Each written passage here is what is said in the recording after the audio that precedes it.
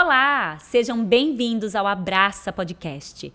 Esse episódio é pra gente abrir o mês em homenagem ao Dia das Crianças. E é claro que a minha convidada de hoje seria uma pediatra, que ela cuida desde o nascimento desse bebê. Então foi tudo programado com muito carinho para vocês. E a gente vai ter nesse episódio um pouquinho de tudo o que está ao redor desse bebê. Então a gente vai falar desde o uso do colírio. Sabe aquele colírio de nitrato de prata que é super polêmico? Vamos falar dele. Vamos falar também porque os doces são tão complicados e tem as polêmicas. E que idade pode dar o doce para as crianças? A gente vai falar também sobre o uso da tela.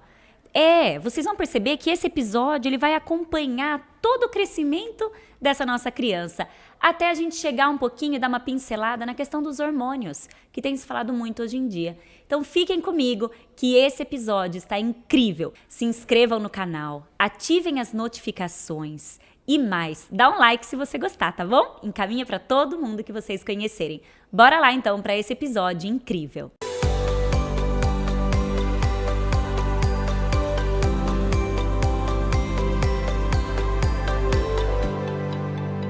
O episódio de hoje é com a endócrino-pediatra, doutora Bárbara. Gente, a Bárbara veio aqui e ela vai falar dos temas polêmicos com a gente, vai explicar tudinho o que essa mãe, o que nós mães precisamos saber que está ao redor das crianças. Bárbara, seja bem-vinda ao Abraça Podcast. Muito obrigada por conciliar com a sua agenda, né, de consultas com as crianças no consultório. Queremos te ouvir hoje. Muito obrigada. Eu fico muito feliz pelo convite. Falar de criança, de desenvolvimento das crianças é um assunto assim que eu amo, eu sou apaixonada. E ter esse espaço, né, de poder falar um pouquinho mais é muito bom para mim. E poder contribuir, na verdade, com o desenvolvimento das crianças, que isso, na verdade, é o que importa. Que bom! Bom, vamos lá então. E antes, gente, a primeira pergunta desse episódio, a Bárbara falou, mas vai ter que fazer mesmo essa pergunta? Eu falei, é só uma curiosidade pra gente, né, descontrair um pouco. A Bárbara não tem filhos. E não pretende ter. Conta um pouco isso pra gente. Como assim uma pediatra que não pretende ter filhos? Então, assim, nunca foi um desejo meu mesmo e, assim, cada dia eu tenho mais certeza que realmente eu não quero. Porque eu sou tão apaixonada, eu gosto tanto de cuidar das crianças e eu me dedico, eu gosto de estudar, de me atualizar. Então, eu não consigo hoje dividir o meu tempo entre ter um filho, porque eu sei que realmente vai dedicar um tempo muito grande do meu dia a dia, e dividir esse tempo com cuidar das crianças, né? Então, hoje eu não me vejo nessa função como mãe. Eu amo cuidar das crianças, mas eu amo também finalizar o meu dia e dormir bem na minha casa. Então, é isso. É porque realmente eu sou muito apaixonada por cuidar das crianças e eu não pretendo dividir meu tempo agora. Que delícia. É legal saber. Foi só uma brincadeira. E pra gente entrar um pouco no nosso assunto mesmo, do nosso podcast, queria começar, porque a gente vai acompanhar o nascimento do bebê. De ordem cronológica, e vocês vão entender como esse episódio vai se desenrolar. Então fiquem com a gente, porque a gente vai chegar quase que numa criança aí de 10 anos, para vocês terem noção. Então vamos começar falando sobre o que são os 1000 dias tão falados. Os 1000 dias envolve todo o período da gestação e os primeiros 2 anos de vida. E por que eles são tão importantes? Porque a gente sabe que todo bebê é formado com a carga genética do pai e da mãe. Mas a gente também já sabe que essa carga genética, ela não define a vida da criança. Então, a gente sabe que tem muitas coisas que podem melhorar e que podem piorar a carga genética, que a gente chama de epigenética. E para vocês entenderem bem como isso funciona, todo esse conhecimento começou lá com a história das abelhas. Por que uma abelha, todas as abelhas nascem iguais? O que faz a abelha ter a capacidade de se reproduzir, que é a abelha rainha? Já pensou nisso? Não. Exatamente, é o que ela come. A abelha que come a geleia real é a que vai ter a capacidade de se reproduzir. E isso é a abelha rainha.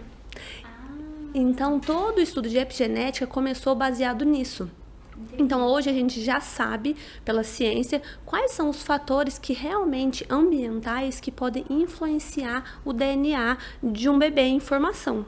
E são principalmente 4 fatores que a gente já tem comprovação, que é alimentação, atividade física, controle de estresse e sono.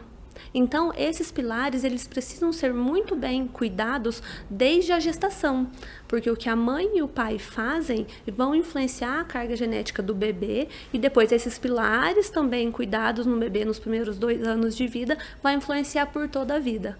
É claro que em outros períodos também pode acontecer, mas o período de maior sensibilidade é a gestação e os primeiros 2 anos de vida, que são os 1000 dias. E depois lá na adolescência também, que é um período de replicação, né, de reprodução rápida, também tem uma carga mais sensível. Mas os 1000 dias é isso. Que legal, muito interessante. Bom, esse episódio, não por acaso, né? Ele tá no mês das crianças. Você cuida delas desde o nascimento. Tem uma questão interessante que acho que vale a pena a gente prestar um pouco atenção, e você já falou um pouquinho em relação aos 1000 dias. Quais os principais cuidados do bebê na gestação ainda? Exatamente. Então, assim, a Sociedade de Pediatria recomenda que a primeira consulta com o pediatra seja feita a partir de 32 semanas de gestação, já para falar dos cuidados com o bebê. Eu gosto de trabalhar de uma maneira um pouquinho diferente. Eu acho que esse cuidado com o bebê precisa começar desde o início da gestação, justamente pensando nos 1000 dias.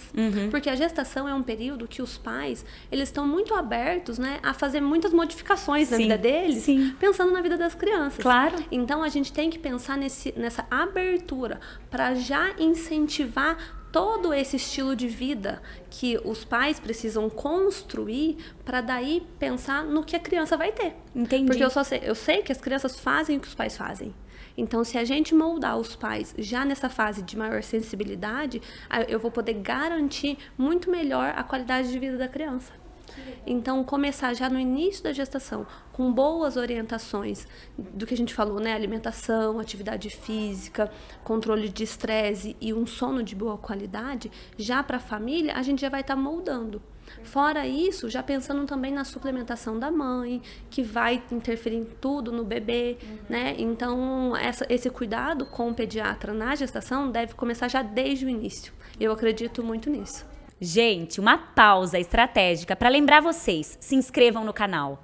Ativem o sininho para serem notificados em primeira mão de tudo que tiver de novidade aqui no Abraça Podcast. Vocês podem deixar as suas dúvidas também, tanto aqui nos comentários, quanto lá no meu Instagram, @RafaBertolotto. Bora continuar um pouquinho?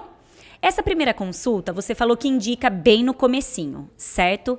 Quais são as principais indicações? Você falou sobre alimentação saudável, sobre o sono, controle de estresse e atividade física, certo? Essas são as suas primeiras indicações? Isso, assim, o que a gente procura mais trabalhar nessa primeira consulta de pré-natal é na construção dos modelos mesmo, né? Porque a criança segue o que os pais fazem. Então, como eu já sei que esses são os pilares que mais influenciam na epigenética, eu procuro trabalhar isso com os pais nessa construção, até porque eles não vão mudar tudo de um dia para o outro, né? Então, é uma construção que eu vou dar a chave e eles vão depois construir como que eles querem e buscam para a família deles. Porque, na verdade, existe o que é a ciência, o que é a teoria, mas cada um tem os seus valores, né? Claro. Cada família tem os seus valores. Claro. E aí eles vão encontrar aquele equilíbrio entre o que é o ideal e o que cabe na rotina e o que é valor e importante para eles. Bárbara, super interessante você trazer esse assunto.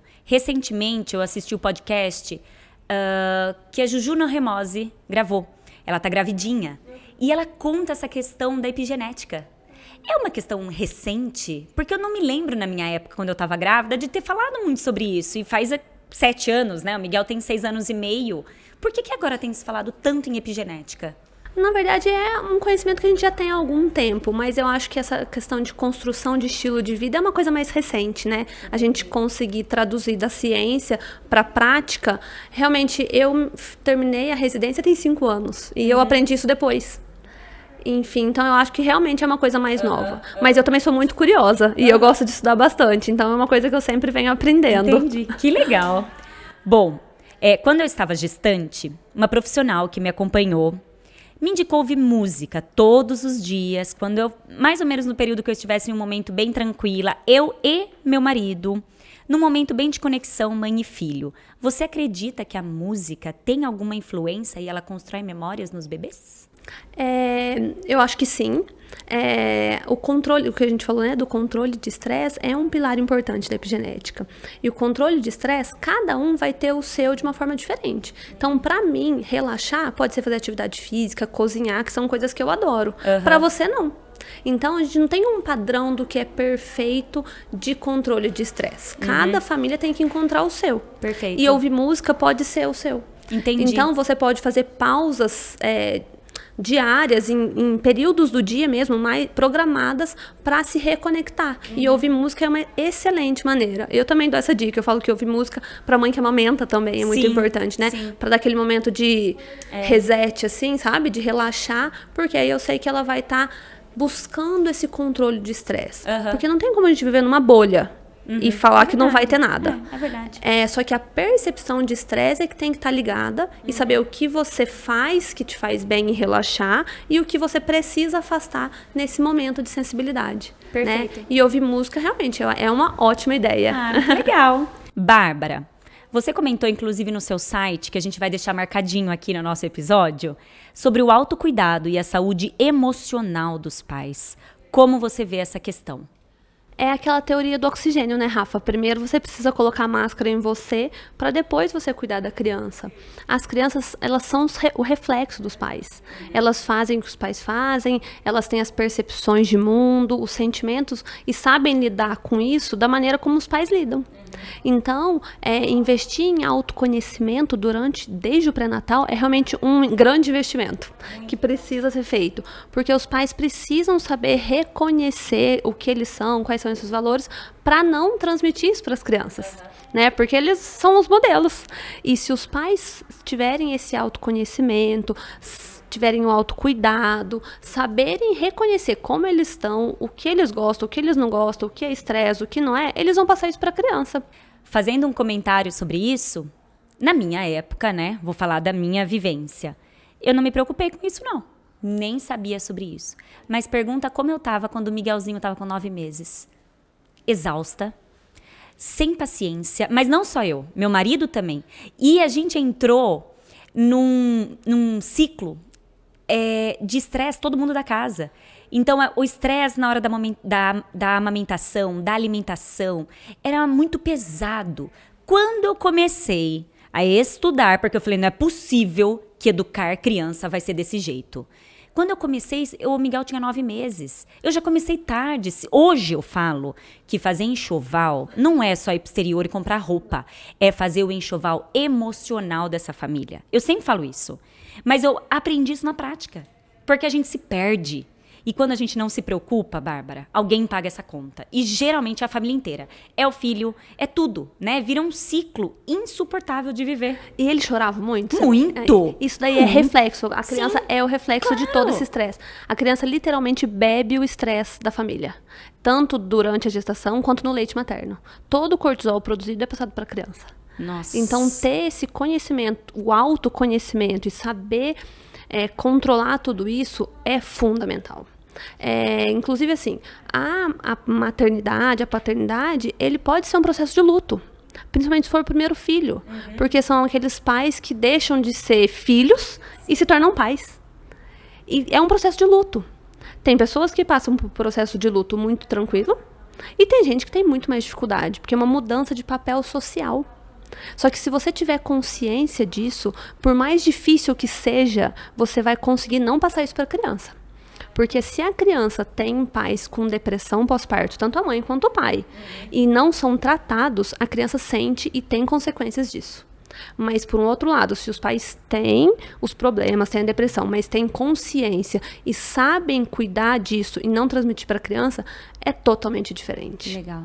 Nossa. Então, esse autoconhecimento, realmente, ele tem que fazer parte do enxoval. Que legal, que legal. Bom, quando o bebê nasce, agora começando aí de forma prática, entrando bem na sua profissão, né? Mais ainda, né? Tem uma médica pediatra que cuida desde o recebimento, né? Então, tem aquela que fica na hora do parto pro recebimento do bebê, primeiros cuidados. Alguns assuntos são bem polêmicos e eu vou entrar em um deles. Como o uso do colírio de nitrato de prata para prevenção da conjuntivite gonocócica. O que você diz sobre isso? Então, o colírio, ele é recomendado sim pelo Ministério da Saúde, pela Sociedade Brasileira de Pediatria, e não tem nada que a gente possa nos respaldar em não usar. Eu sei que é um direito da família escolher usar ou não, mas ele é indicado. A grande questão é, qual que é o problema do colírio? Ele pode causar uma conjuntivite química, uma irritação no olhinho do bebê. Mas hoje a gente já tem uma outra opção, que é a povidona, PVPI, que já não causa. Eu sei que a maioria dos hospitais não tem, mas você pode levar, se quiser. Entendi. Então, tem a opção de usar um outro colírio para garantir a segurança do bebê e que não vai causar essa irritação. Perfeito! Olha que legal! Como as coisas mudam, né? Na época não tinha. Bom, está bem em alta também a gente falar sobre a Golden Hour. Momento em que o bebê nasce e alguns profissionais, porque ainda não são todos, entregam o bebê direto para a mãe e que tem aquele momento, né, que é super importante do primeiro contato. Né? Conta um pouquinho pra gente o que é essa Golden Hour, pra quem não conhece, e a importância dela. Então, o que é a Golden Hour? É a primeira hora de vida do bebê, é a hora de ouro. Então, quando o bebê nasce bem, chorando, com uma boa vitalidade, o que deve fazer é ir em contato direto para pele a pele com a mãe. É claro que se o bebê não nasce bem, o melhor para ele é ir para o pediatra para realizar os cuidados. Mas se o bebê tá bem, ir para o contato direto, pele a pele com a mãe, ele tem muitos benefícios. Entendi. Ele favorece a regulação de temperatura do bebê, diminui o estresse de nascimento, porque é um estresse nascer. Claro. Diminui o estresse de nascimento, ele favorece a formação da microbiota, regula a temperatura. Para a mãe, diminui sangramento e melhora a contração do útero. E ele aumenta muito a chance do aleitamento materno. Porque esse momento de conexão, ele é tão, tão importante e maravilhoso, que aí já vai programando a descida do leite, o bebê já vai ali tentando sugar o peito, né? Então, isso já vai promovendo o aleitamento materno. Que legal, É que fundamental. lindo. Então, assim, a gente tem que... O que eu oriento para os pais, quando eles vão na consulta de pré-natal comigo, é que numa boa, quando chega na maternidade, já conversa com o pediatra antes. Porque às vezes você até pode levar o pediatra que você quer que faça a recepção. Existe essa opção. Sim. Mas na prática, o mais comum é que o pediatra do próprio hospital faça a recepção. Então, antes de ir para o parto, conversa com o pediatra, fala, olha, se for possível, se o bebê nascer bem, pode vir direto comigo? Eu sei que isso é muito importante. E se for possível, eu gostaria que fosse assim. Perfeito. Então, é melhor do que criar aquele atrito, né? Que já é um momento muito sensível. Então, eu acho que todo conversar mundo. numa boa e conversar antes de já deixar isso explicado facilita. E, às vezes, o pediatra que nem estava pensando nessa possibilidade pode pensar naquele momento. Perfeito. Muito legal. Fica essa dica, né, pra quem tá em casa gestando. Bom, caminhando junto com essa mãe gestante, nasce o bebê. Falamos um pouco do momento do nascimento, do colírio, da Golden Hour. Agora me fala dos primeiros cuidados que não podem faltar nos primeiros dias do bebê. Então, os primeiros dias, eu acho que os 2 pilares importantes é cuidar dos pais e do descanso dos pais. Porque se os pais, os dois, ficarem ali ligados 24 horas e ninguém descansar, vira um ciclo muito estressante e aí acaba virando um monte de problema que, na verdade, é o desenvolvimento normal do bebê, que realmente é difícil, né? Aqueles primeiros dias, para a mãe ainda mais, por toda a mudança hormonal. E o outro pilar é garantir a alimentação do bebê.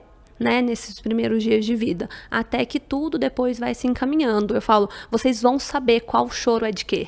Parece que agora é uma loucura esse choro, mas depois você vai saber certinho qual choro é fome, qual choro não é, qual é estresse, qual é cocô, qual é sono, qual choro não é nada.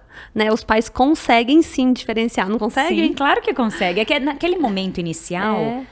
É tudo igual pra gente, né? Você não entende. Parece uma loucura. Exato, é tanto choro, é tanto... Mas depois né? não fica bem claro isso? Fica. E eu falo e a gente isso. vai sabendo lidar. Então, no comecinho, eu procuro reforçar com os pais na alimentação do bebê, né? Então, a gente tem que garantir que o bebê seja alimentado, seja pelo leite materno, ou se precisar de alguma complementação, e no autocuidado dos pais, principalmente nos momentos de descanso e na rede de apoio, para que eles possam cuidar do bebê. Eu costumo falar que aquelas visitas de recém-nascido não deveriam levar presente pro bebê. Eles deviam levar presente pros pais. Eu também acho. Porque pro bebê tanto faz. O bebê precisa de fralda, umas troquinhas de roupa e tá bom. Os pais que precisam de cuidado. Porque se os pais estiverem bem, eu tenho certeza que o bebê vai estar bem cuidado. Que legal. Antes da gente partir para nossa próxima pergunta, eu quero lembrar você que está em casa de se inscrever no canal, dar um like aqui nesse episódio, enviar para quem você acha interessante e também um agradecimento aos patrocinadores do Abraça Podcast. Então hoje a Bárbara e eu estamos inteira de 24/7. Então essa marca, ela nos abraça como um todo, porque ela consegue vestir a gente de manhã até a noite. E é super legal, uma marca versátil, né? Então você fica sempre confortável também, principalmente nós mães, assim, fica sempre... E prevalece a nossa elegância. Então sou muito grata. E também ao Ateliê Além do Olhar, que cuidou do meu cabelo, das minhas unhas. Sou muito grata a todos vocês que estão com a gente aqui no Abraça. Agora, partindo para a próxima pergunta, vamos falar da amamentação? A amamentação para mim foi um super desafio. Qual a indicação e como você lida com as mães que não estão conseguindo amamentar? Então, Rafa, assim, a amamentação ela é muito romantizada, eu vejo, né? E não é fácil, não é intuitivo amamentar. Precisa de técnica, precisa de ajuda e precisa de muito apoio. Porque é muito mais fácil não amamentar do que amamentar. Eu falo só de... Porque na hora que o bebê tá no peito, você não vê o quanto ele mamou. Você não sabe nem se mamou. Eu não sabia. E na Miguel mamada... não ganhava... Eu achava... Mas é uma hora que ele tá no peito. Não tava mamando. E a mamadeira, sim, você vê. Então, junta com aquele estresse do bebê chora, porque o bebê chora. Aí, você não sabe se mamou ou não mamou. Se foi pro peito, já vem a fala. É o leite, não mamou. E se na mamadeira você viu que ele mamou e ele chora, fome não é. Porque você já tem... Então, tudo envolve a segurança, né? Então, não é todas as mães que podem e nem que querem amamentar. A amamentação, ela tem que ser boa pro bebê e pra mãe. Enquanto os dois estiverem funcionando bem, é sim. Mas tem mãe que não quer, ou tem mãe que realmente não vai à amamentação, não tem uma boa produção, não ajusta a pega do bebê. E aí a gente tem que avaliar cada um. É claro que a gente deve sempre apoiar e incentivar o aleitamento materno, porque é um leite muito perfeito, é um órgão vivo, né? Então os benefícios que tem no leite materno, a gente não encontra em lata nenhuma. Mas muito bom que a gente tem ótimos hoje substitutos, que são as fórmulas infantis. Então, quando não é possível, a gente lança a mão das fórmulas, a gente vai manejando, de repente a gente precisa de um apoio inicial de fórmula e depois dá para amamentar. Eu falo que não dá para ficar com um estresse muito alto no início da amamentação, porque senão diminui a produção. E aí, se a gente tiver aquele apoio para a mãe garantir a segurança e a confiança, depois deslancha a amamentação. Né? Então, a gente não precisa ter nenhuma barreira. Basta você ter um profissional que você confia, uma rede, né? Consultora de amamentação e pediatra, que confia que você vai saber que está fazendo um bom trabalho e que vai te guiar no caminho que for possível para você e para o seu bebê. E a gente não tem uma resposta certa. É claro que, como pediatra, eu sempre incentivo uma amamentação, o aleitamento materno exclusivo. Mas eu entendo que não vale a pena, às vezes, a gente brigar e fazer mal para a mãe só para manter o aleitamento materno. Eu me lembro, e eu até vou olhar bem aqui para quem está em casa, quando o Miguel estava lá nos primeiros dias, eu não conseguia amamentar direito. E foi muito desafiador. Na época, a pediatra, ela trazia aquele cálculo de 25 gramas por dia. Eu pesava esse menino todos os dias para ganhar o tal dos 25 gramas por dia. Bom, até que nos primeiros 15 dias ele não ganhava os 25 gramas por dia. Eu tive que entrar com a fórmula e aquilo para mim foi muito frustrante. Mas eu tentei, naquela época nem se falava tanto em fono que auxiliava nessa questão da amamentação. Eu acionei a Carol, uma excelente fono aqui de Piracicaba, e ela me ajudou. E ela que viu que ele dormia no peito. Miguel não mamava, ele dormia no peito. E quando a gente conseguiu fazer todo aquele trabalho pro Miguel mamar, eu escutar o barulhinho que fazia engolindo, porque eu não sabia reconhecer. É normal, mãe de primeira viagem. Tudo começou a fluir. E aos poucos eu fui tirando ele da fórmula. E ele voltou a ficar no peito. E daí foi até 1 ano e 2 meses.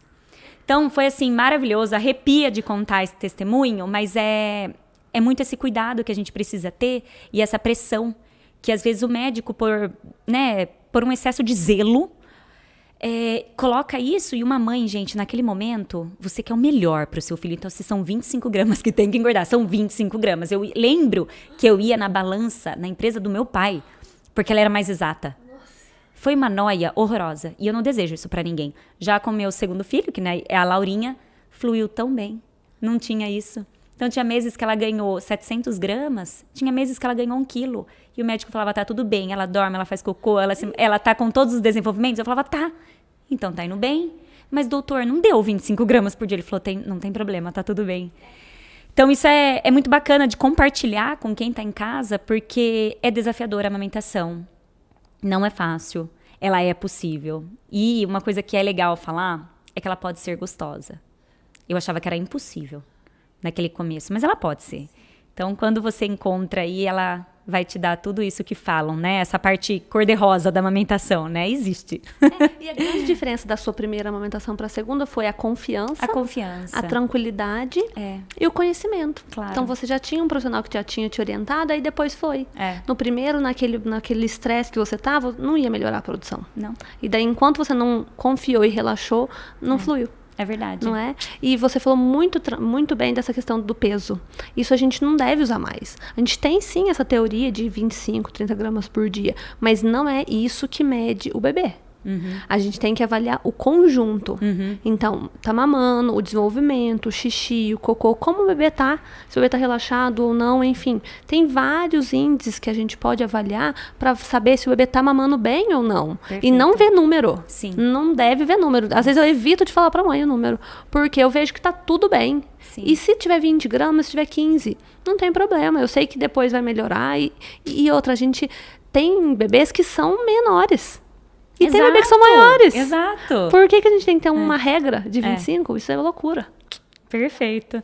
Foi só um parênteses, né, sobre a minha história um pouquinho. Você falou um pouquinho sobre o leite, a grande importância dele e também a questão do que tem no leite que a gente compra, né? A gente fala um pouquinho sobre o cálcio, né? O cálcio tem uma quantidade certa que a criança precisa de acordo com cada faixa etária. Por que é tão falado sobre isso hoje em dia e por que afeta na fase adulta? É porque, assim, hoje tem muito mito ao redor do leite, né? Muitos falam, leite é inflamatório, enfim, isso não existe. O leite é um excelente alimento, ele é uma ótima fonte de cálcio. E só realmente não pode tomar leite quem tem alergia à proteína do leite de vaca. Ou quem não gosta ou não quer, enfim. Cada um tem as suas particularidades e restrições, mas o leite em si é um ótimo alimento. A partir de 1 ano, quando a criança já está comendo muito bem, né, o leite passa a ter um papel fundamental como fonte de cálcio. Então, ele já não é tão mais necessário como o leite, que era o principal nutriente do bebê, mas como fonte de cálcio. E durante a infância, até parar de crescer, no final da adolescência, é que a gente acumula massa óssea. Então, depois disso, a gente só gasta. E sabe aquelas fraturas de osteoporose que tem em idoso, assim, até 40, 50 anos, pode ter uma raiz na infância. Então, a gente precisa garantir o aporte de cálcio durante a infância. Que legal. Seja na forma de leite, derivados ou outros alimentos. Existe, sim, a possibilidade de não consumir nenhum alimento, leite, animal, e ter o cálcio. É bem difícil pra gente conseguir. E suplementar a absorção do cálcio não é igual da comida. Então, sempre a gente tem que buscar suplementar na comida. E aí, em casos extremos, assim, realmente suplementar o cálcio. Mas não pode faltar cálcio para o bom desenvolvimento dos ossos das crianças. Perfeito. Muito legal a gente falar sobre isso. Outro assunto que é o grande desafio, né, nos primeiros 15 dias é a cólica. Por que ela existe? O que é a cólica? Na verdade... Dá uma luz pra gente. Ai, Rafa, assim, na verdade o que existe é uma grande confusão. Porque cólica de adulto é dor na barriga, certo? Certo. Cólica de bebê não é dor na barriga, não é desconforto na barriga. É choro. Então, é um choro que acontece principalmente no final da tarde, que tem uma duração longa, que começa e para sem causa nenhuma. Então, essa cólica do lactente, que é esse choro, é muito rara. O que acontece é que o pessoal confunde com disquesia. O que é disquesia? O bebê, enquanto está na barriga, ele não come. Ele recebe todo o nutriente pelo sangue. Então, o intestino dele é limpinho. A partir do momento que ele nasce, ele começa a mamar. Sim. Então o intestino começa a funcionar. Sim. Imagina quando você fica um tempão sem comer nada e de repente come alguma coisa bem pesada. Como que fica a barriga? Indisposta. Barulhenta. É. O bebê produz muito gases porque a microbiota está se formando. Sim. Então, ora mais gases, ora menos gases, aquela coisa esquisita na barriga. Ora ele mama, depois não mama mais. Então, na cabecinha do bebê é uma confusão. Sim. E todo aquele desconforto na barriga, ele pode ficar mais choroso, ora mais gases, menos gases. E sem contar que o bebê não sabe fazer cocô. Quando ele vai fazer cocô, a gente tem que contrair a barriga e relaxar o ânus. O bebê contrai tudo. Então, por isso que o bebê fica vermelhinho, fazendo forcinha e, de repente, faz aquele cocô. E isso é chamado de disquesia. É uma incoordenação que o bebê tem para contrair a barriguinha e relaxar o ânus, associado com todo esse desconforto que ele tem na barriguinha.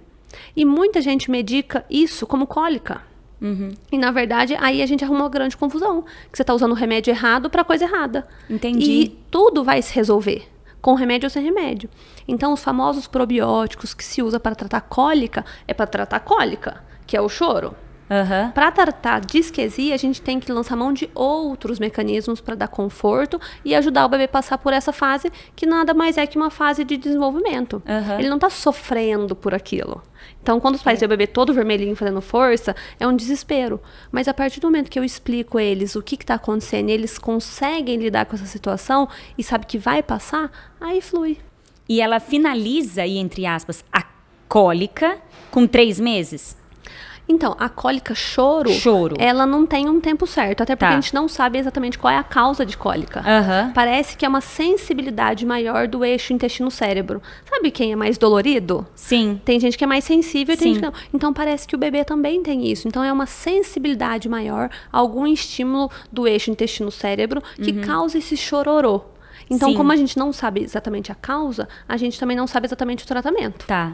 E não tem uma data certa, porque tem tanto erro de estudo, porque todo mundo fica pondo como cólica disquesia. Então, é muito difícil avaliar. Então, é a disquesia que finaliza, que amadurece, então, o sistema do bebezinho, que ele começa a entender como faz? É mais ou menos, a média dura mais ou menos até 9 meses. Tem bebê que dura menos e bebê que dura mais. Mas mais ou menos até uns 9 meses é que tem mais esse desconfortinho da barriga, da disquesia. Tá, que interessante, eu não sabia. Antes da nossa próxima pergunta, não se esqueçam de se inscrever no canal, de dar um like e de ativar as notificações. E as dúvidas que vocês tiverem, a doutora Bárbara vai responder tanto aqui nos comentários no nosso canal do YouTube, quanto lá no meu Instagram, Rafa Bertolotto, tudo junto. Vamos lá então falar um pouquinho, que a gente está acompanhando o crescimento desse bebê, sobre introdução alimentar. Você indica começar essa introdução com quantos meses, né? Eu ia falar que idade, mas com quantos meses? Então, o que a gente tem hoje de recomendação oficial aí é que o bebê comece a partir de 6 meses, mas desde que ele tenha os sinais de prontidão. Então, alguns bebês não têm os sinais de prontidão com 6, a gente pode atrasar um pouquinho, sabe? Mas então, é 6 meses mais sinais de prontidão. E quais são esses sinais de prontidão? Então, o bebê já tem que ter interesse em colocar as coisinhas na boca, que isso acontece mais cedo, né? É bem comum. O reflexo da linguinha ficar mais para fora, ele já tem que estar diminuído, então a linguinha mais para dentro da boca. E tá sentado bem firminho. Não necessariamente sem apoio nenhum, mas com o tronco bem firme, para garantir que ele vai conseguir ter coordenação de pegar as coisinhas, pôr na boca, mastigar e engolir sem engasgar. Perfeito. Porque imagina, Rafa, você tá lá no mar, numa prancha, e tentando que aprender alguma coisa nova, um crochê. Dá para fazer? Não. Então, o bebê tem que estar firme para ele conseguir comer. Sim. Né? Então, esse é aí que a gente começa. Legal. E falando em introdução alimentar, você indica para aquelas crianças que estão com desafios na hora de comer, que não está conseguindo fazer essa introdução, que a criança não come, o uso de telas para esse momento? Não, nunca, jamais. É um grande perigo, né? Porque, afinal, é melhor você não comer ou ser enganado, estar distraído e enfiar a comida na boca. Então, a gente não vai estar nem nutrindo e nem ensinando, né? Então, usar telas jamais, porque isso, na verdade, não ajuda e ainda atrapalha. Nossa. Tem algumas crianças que realmente podem demorar um pouquinho mais para aprender a comer. Mas se tem uma dificuldade, um desafio desse nível, a gente tem que procurar ajuda. Porque pode ser que a gente tenha um problema de fono, um problema sensorial. E quanto mais cedo ele for tratado, é melhor o resultado, né? Então, se você tem um desafio tão grande assim na introdução alimentar, a gente precisa de uma equipe multidisciplinar para avaliar e tratar. Porque é natural que todo mundo coma. Perfeito. Né? Então, se tem problema, precisa ser tratado. Perfeito. Muito legal. E já que a gente está falando de alimentos, vamos falar dos doces. Quando pode começar a ofertar doces para as crianças? Por que devemos evitar ao máximo? E eu quero ouvir isso de você, até que idade a gente deve evitar ao máximo? E o que ele realmente causa? Então, polêmicas, né? Polêmicas. O que acontece? O bebê já nasce com um paladar pro doce pronto, é inato. A gente já nasce gostando do sabor doce. E aí vem o leite materno, a fórmula que já tem o sabor doce, né? E aí, a partir da introdução alimentar, o bebê precisa aprender os novos sabores. Essa fase, até os 2 anos, o cérebro do bebê, ele ainda está muito imaturo, muito aberto ao aprendizado. Se a gente reforçar esse cérebro com o doce, o açúcar, ele pode criar conexões de aprendizado que vão gostar muito, ter uma preferência muito grande por doce e podem recusar as outras texturas. Então, nessa fase, pro bebê, tanto faz o que ele está comendo, ele não sabe o que é. Então, a gente não deve dar açúcar mesmo até os 2 anos, para a gente promover esse aprendizado dos outros alimentos, dos outros sabores e texturas. Perfeito. A partir de 2 anos, pode, mas não significa que tem que comer. Entendi. Né? Então, a partir do momento porque existe um convívio social e uma cultura. Então, se a criança for num lugar que não precisa proibir, isso não vai comer, não pode. Então, expor em situações eventuais, tudo bem, tem que saber comer o doce como sabe comer a fruta. Tem que fazer parte de momentos pontuais e cada um no seu momento. Não precisa ser aquele exagero, não pode nunca, de jeito nenhum. Então, a partir de 2 anos, quando a criança for expor, se tiver alguma eventualidade, permite experimentar, como qualquer outra coisa. Sim. Mas não precisa no dia a dia, na rotina, ter aquilo, né? E outra coisa que é muito importante os pais aprenderem é não usar doce como prêmio. Por que a gente tem que premiar comportamento com doce? Porque é muito melhor você premiar comportamento com presença, com brincadeira. Você tem direito a brincar não sei aonde, vamos com o papai ou com a mamãe em algum lugar. Por que sempre tem que ser doce? E aí, com isso, a criança vai aprendendo que toda recompensa, tô triste, é doce, tô feliz, vamos comemorar, é doce. E aí fica condicionada. Isso começa na infância. Então, quando os pais têm essa percepção e essa consciência de que não precisa construir esse comportamento dos doces com as crianças, isso é um livramento para eles. Porque depois fica aí a gente adulto lutando contra isso. Nem me fale. Não é? E se a criança aprende, é muito melhor para a construção de comportamento dela. Perfeito. Muito legal. Hoje em dia, a gente vê um aumento expressivo de crianças com autismo, né? Ou outros transtornos. Por quê, doutora? Então, Rafa, eu não sei se antes não tinha tanto diagnóstico, então como a gente não tinha tanto conhecimento, passava como crianças com dificuldade, fechadas, enfim, não tinha o diagnóstico, ou se realmente tem mais casos. Parece que sim, tem mais casos, mas a gente não tem ainda uma resposta científica sobre o porquê que isso está acontecendo. Talvez uma questão mesmo de diagnóstico, né? Talvez sim, mas eu não sei se tem influência de ambiente, de telas, de comportamento, de relação... porque tem algumas teorias, né, que falam desde o relacionamento mãe-bebê, enfim. Então, é uma coisa que a gente ainda não tem essa resposta. Legal. Vamos falar sobre os pais? Conversamos sobre os pais estarem mais preparados, né? Que a gente comentou que em consultório você já sente que isso está acontecendo. É claro que nem todos. Não é ainda algo generalizado. No seu dia a dia, conte casos pra gente do que fazer e do que não fazer em relação ao comportamento dos pais com as crianças, se você é a favor ou não da disciplina positiva. Conta um pouquinho dessa questão pra gente. Eu acho que para construir crianças preparadas para o mundo, é muito importante, primeiro, o autoconhecimento dos pais, né? Eles saberem os seus valores, as suas qualidades, os seus desafios, para não transmitir essas questões culturais e limitações para as crianças. E o outro ponto é a gente definir o papel da parentalidade entre um equilíbrio entre autoridade e permissividade. Os dois comportamentos, eles são bem complicados para o desenvolvimento das crianças e até tóxicos. Tanto autoritarismo demais, exigência demais, muito bravo, exigir da criança aquilo que ela não pode fazer, é ruim. Sim. Mas a permissividade também é muito ruim. A criança precisa aprender limites, ela precisa aprender não, o que pode, o que não pode. Ela precisa errar, precisa cair, precisa tentar, né? A proteção demais é tão ruim quanto a exigência demais. Sim. Então, encontrar um equilíbrio nesse sentido entre a permissividade e a autoridade, que a gente caracteriza como responsividade, é o melhor caminho para garantir um desenvolvimento saudável. Muito interessante. Que legal. Não é? Sim, perfeito. Acho que esse é o estudo, né, a disciplina positiva. E eu percebi que muita coisa na minha conduta com meus filhos mudaram depois que eu me aprofundei, tenho minhas formações. Eu acho isso muito importante. E acho que também deveria fazer parte do enxoval. Não é? Né? Acho que são pilares de ter a sensibilidade. E aí o que falta é tempo presente. Porque você só consegue sentir e perceber as demandas da criança não faladas, mas que eles transmitem pelo comportamento, quando você tem tempo de qualidade e atenção com a criança. Hoje, com a correria e principalmente com tela dos pais. Sim. Porque você está o tempo inteiro ali, aqui, você não está ali de fato. Você não tem essa sensibilidade. Aí a criança começa a demonstrar essa necessidade de conexão com outros comportamentos. Aí traz pra gente sono, alimentação, agressividade. E às vezes tudo isso está lá na base, na falta de conexão ali, no apego.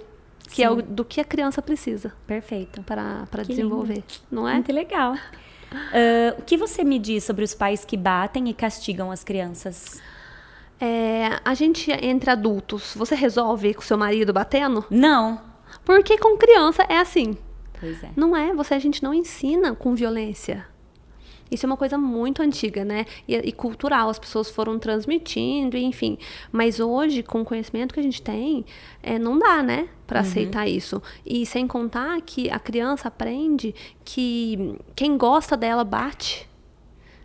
E o que os outros no mundo podem fazer? Né? Então ela aprende que se bate e gosta, tá certo. Então ela vai aceitar e tolerar comportamentos tóxicos durante a vida em consequência do que ela viveu na infância. Sim. Então eu acho que não é assim que educa. Perfeito. Muito legal. Bom, polêmico, né? A gente vai entrar no assunto das telas. Fala pra mim, qual a indicação, qual a contraindicação? Quanto tempo as crianças podem ficar, a partir de qual faixa etária? E que as telas é o grande desafio aí que a gente vive. Então a gente vive na era digital, né, Rafa? A gente depende das telas, a gente trabalha com telas, a gente aprende. A escola, né, usa a tela hoje como método. Enfim, então ela vai fazer parte. O que a gente tem que fazer é parar de lutar contra e passar a saber usar. Então não adianta falar não usar, vai usar. A gente tem que orientar como usar. Então, até os 2 anos, realmente é contraindicado, né? A gente aumenta muito o risco de transtorno de desenvolvimento nas crianças que usam telas, celular, TV, antes dos 2 anos. A partir dos 2 anos, é saber usar. Então, se você puder usar a tela junto com seu filho, interagir, depois comentar. Então, isso já vai virar um aprendizado. Saber quais jogos usar, que vai trazer algum aprendizado, que a criança não vai ficar ali só passiva, só apertando um botão e gerando recompensa e criando um vício naquilo. Então, isso não deve.